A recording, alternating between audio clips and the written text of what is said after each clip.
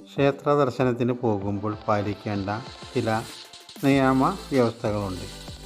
അതേക്കുറിച്ചാണ് പറയുന്നത്. നഗ്നപാതരായിക്കൊണ്ടാണ് ക്ഷേത്ര ദർശനം നടത്തേണ്ടത്.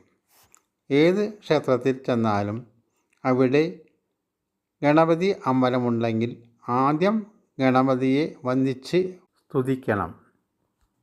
ആദിപൂജം ഗണാധ്യക്ഷം ഗൗരീപുത്രം വിനായകം മംഗളം പരമം രൂപം ശ്രീഗണേശം നമാമ്യഹം. അഗ്രപൂജ അഥവാ ആദ്യപൂജ നടത്തേണ്ടത് ഗണപതിക്കായതുകൊണ്ടാണ് ആദ്യം ഗണപതി ദർശനം നടത്തുന്നത്. വഴിപാട് സമർപ്പിച്ച് കുനിഞ്ഞ് കൈകൾ രണ്ടും ചേർത്ത് പൂമുട്ട് പോലെയാക്കി വേണം തൊഴുന്നത്.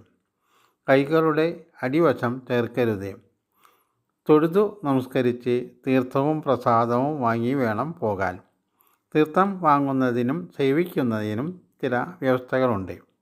വലതു കൈ കുമ്പിൾ പോലെ ചെറുവിരൽ ഏറ്റവും താഴ്ത്തി പിടിച്ചുകൊണ്ടും തള്ളവിരൽ വിടർത്തിപ്പിടിച്ചുകൊണ്ടും കൈവെള്ളയിൽ തീർത്ഥം വാങ്ങണം.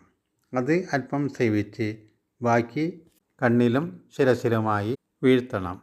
പ്രസാദം രണ്ടു കൈയും നീട്ടി വാങ്ങണം. ക്ഷേത്രത്തിനകത്തു നിന്നാണ് പ്രസാദം സ്വീകരിക്കുന്നതെങ്കിൽ ക്ഷേത്രത്തിനു പുറത്തു വന്നതിനു ശേഷം ഒരു പൂവെടുത്ത് ദേവനെ അല്ലെങ്കിൽ ദേവിയെ മനസ്സിൽ ധ്യാനിച്ചുകൊണ്ട് കണ്ണിൽ കാണിച്ച് ശിരസിൽ ചൂടണം.